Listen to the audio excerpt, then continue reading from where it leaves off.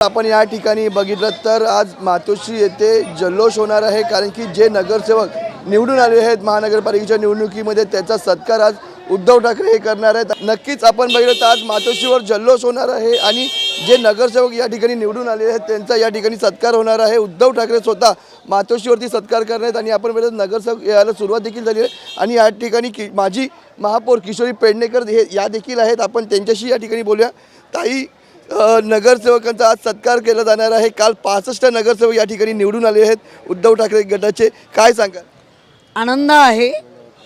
आमचे जे पर्सेंटेज असतात ते मागच्या वेळेला 37 होते, आता 39 आहे आणि मुंबईकरांनी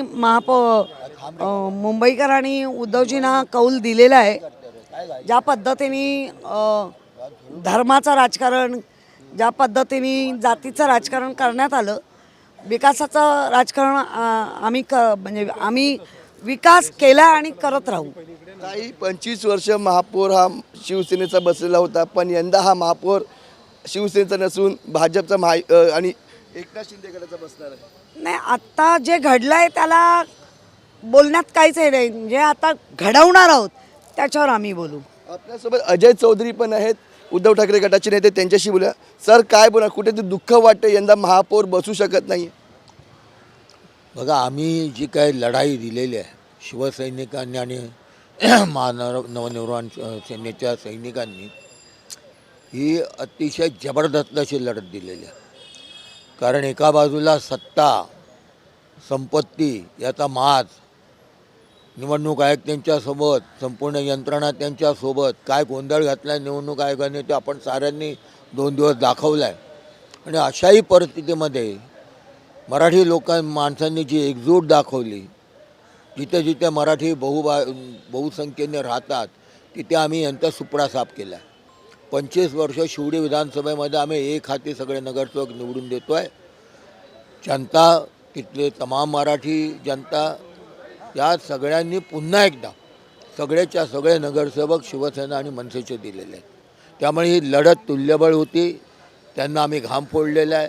BJP जे काय एवढे सत्तेचा माज येऊन देखील जे म्हणून गेल्या वेळी त्यांचे किती होते, 82 नगरसेवक होते, आता किती नगरसेवक आहेत त्यांचे?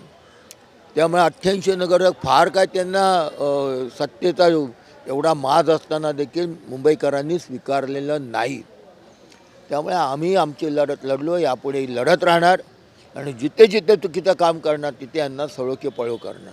पण कुठेतरी तुमचा मित्रपक्ष म्हणजे राज ठाकरे हे तुमच्या सोबत होते, त्यांचे नगरसेवक या ठिकाणी कमी निवडून आलेत, काय त्याच्याबद्दल? बघा, वेळ तसा कमी होता 12 दिवस फक्त मिळाले संपूर्ण प्रचार यंत्रणेला, पण त्यांनी देखील अतिशय चांगली लढत दिलेली आहे। सोबत सगळे कार्यकर्ते एकत्र खांद्याला खांदा लावून काम करत होते। आता याचं विश्लेषण आम्ही पाहू, काय आहे ते आम्ही आत्मपरीक्षण नक्की करू की काय नेमकं कुठे कुठे आपण हरलो आणि त्याची कारणं काय। आता सोबतच घेऊन पुढे पण लढणार आहे? अर्थात 100% ते सोबत आले ते काय पुन्हा विभक्त व्हायला नाही, सोबतच राहणार। विरोधक बोलत आहेत आत्ता आलेत नंतर नाही राहणार। विरोधकांना सांगा, पहिला तुम्ही एकत्र राहा, एकमेकाच्या उरावर बसले होते महाराष्ट्रात, तुम्ही एकमेकाच्या उरावर, समजला का?